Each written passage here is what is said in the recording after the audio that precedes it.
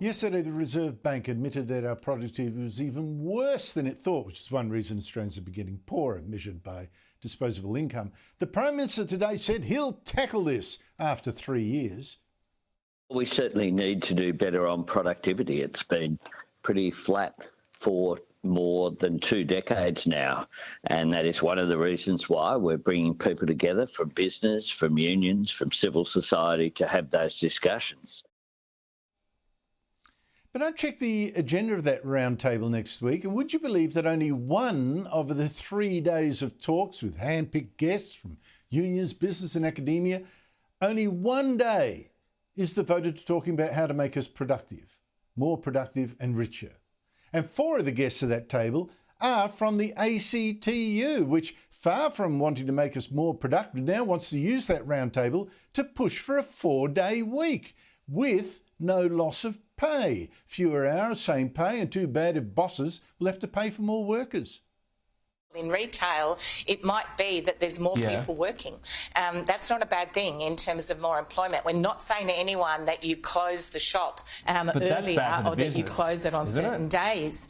If they're cutting hours... Of course, which is why they've got to organise this properly with workers. Well, let's take a cafe, and you've got 3 cafe workers out there that are needed to keep it open.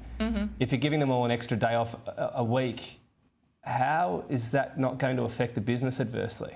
Well, because working out how to get the rosters right and the shifts right so you cover the hours of work that the business wants to be open and give workers some more balance in their life is something in that situation which should be negotiated with the workers and the employer to get it right. Unbelievable. I'd like to see her run a small business. And unions are also demanding working from home as well. I mean, really, have we forgotten that wealth is created by work? The Prime Minister didn't sound crazy about the idea, but he didn't rule it out. I wouldn't mind a 6-day and 23-hour work week myself, rather than 24/7. These ideas will come up. I'm not going to give a running commentary on all of them, but certainly the government has no plans. He's the political panel, Cameron Milner, former Chief of Staff to Labor leader Bill Shorten, now Director of GXO Strategies, and Michael Costa, former New South Wales Labor Treasurer. Cameron, what does it say about the ACTU that is pushing that kind of agenda, what started out allegedly as a productivity summit, not a slackers summit? Well, that's right, Andrew, isn't it? I mean, they're having a lend of us, aren't they? I mean, to think that you're going to turn up for the same pay and only work 4 days out of 5, that's a 20% pay increase on day one for no more productivity. I mean, it's a complete joke. And it belies the fact the ACTU leadership is so poor these days. I mean, Sally McManus is a pale shadow of the previous leaders in that role. I mean, you know, when she got her invitation to the Business Roundtable, she thought she was getting an invitation to the Amateur Hour at the Stand-Up Comedy Club with an idea like this, Andrew. I mean, it's ridiculous. And the fact that they're turning up thinking this is a serious argument to give people a 20% pay increase on day one for no extra productivity just shows how bad the ACTU is these days. Why? Because all they do is represent public sector workers. There's not many private sector workers left in the union movement. They're all about public servants. And of course they can shift around government employees and work from home and shift rosters there in the public service any day of the week. What they can't do is run a private sector business. They can't run a private sector business like a mine or a factory on 4 days out of 5. You need a full-time workforce, Andrew. Michael Costa, let it rip.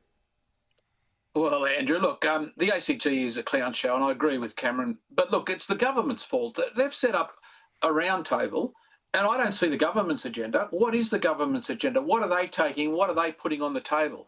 I mean, to sit around and say you're going to listen to loony ideas from every special interest group and then come up with something is not a proper way to run a reform meeting. And I just, preface this all by saying that, look, I don't think Albo or Chalmers understands what productivity is.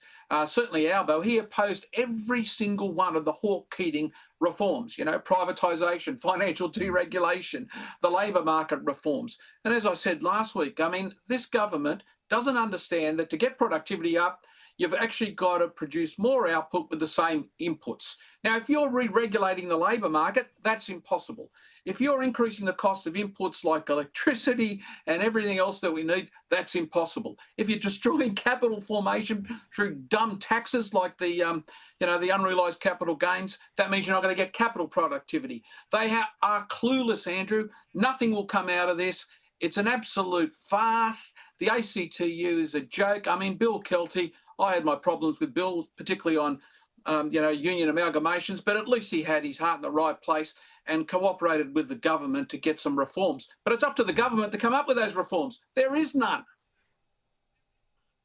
No, the whole thing, it's just so sad for our country. Cameron, Albanese's move to recognise Gaza, look, it's obviously completely ridiculous. It's being praised by Hamas terrorists and condemned by democratic Israel.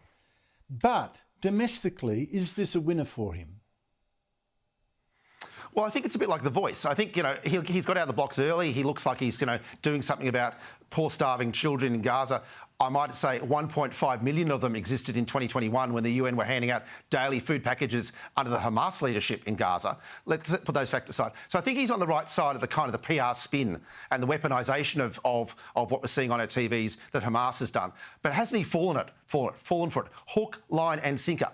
And trusting Mahmoud Abbas, I mean, this guy is crookeder than a dog's hind leg and has been supposedly unelected since 2009, can't hold an election in the Palestinian Authority, but he can take money from aid organisations, and human rights watch groups say that's gone straight from aid organisations into his back pocket. So this is the guy who's supposedly the poster child that Albo trusts now to look after Palestine. This is a ridiculous situation. Oh, it's a joke. And what's awful, Andrew. It's a joke. Awful. It is. Michael Costa, obviously absolutely stupid, but is it politically a winner? No, I don't think it is. He has absolutely no mandate for this. This was never taken to the federal election. In fact, Andrew, I go to further than this. I'd say this is his Munich moment. The fact of the matter is that this bloke has taken the assurances of a despot and he's claiming that this policy will guarantee all that. Well, that despot put out, or his organisation put out a statement today, didn't mention any of the conditions that Albo was carrying on about as being the preconditions for all of this. At least bloody Chamberlain got a piece of paper to wave around. Albo doesn't even have that piece of paper. This is a joke. These people have not only betrayed Israel, they've betrayed Western values. They are a disgrace. It is his Munich moment. Well, I just got to underline that in the phone call that Albanese had with Mahmoud Abbas, where he says, and Mahmoud Abbas made all these promises of reform, etc., Mahmoud Abbas's own readout of that call does not mention a single promise he made. Michael Costa, Cameron Milner, thank you so much for your time.